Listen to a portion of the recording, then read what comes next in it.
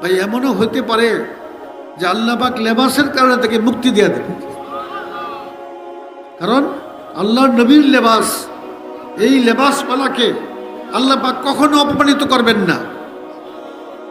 আল্লাহর নবীর লেবাস যারা পরবে তারা আল্লাহ পাকের সবচেয়ে প্রিয় বান্দা রাসূল পাক সাল্লাল্লাহু আলাইহি ওয়াসাল্লাম।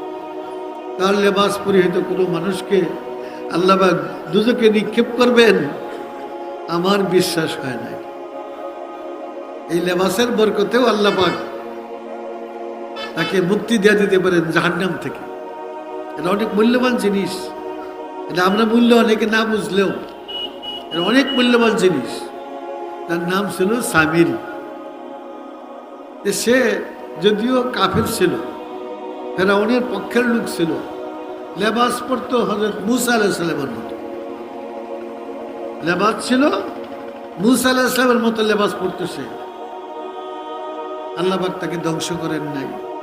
তার হাবিব, তার দুস্থ, তার প্রিয় নবীর লেবাস থাকার কারণে, তার গায়ে ওই লেবাস থাকার কারণে আল্লাহ পাক তাকে গজব থেকে হেফাজত করছে।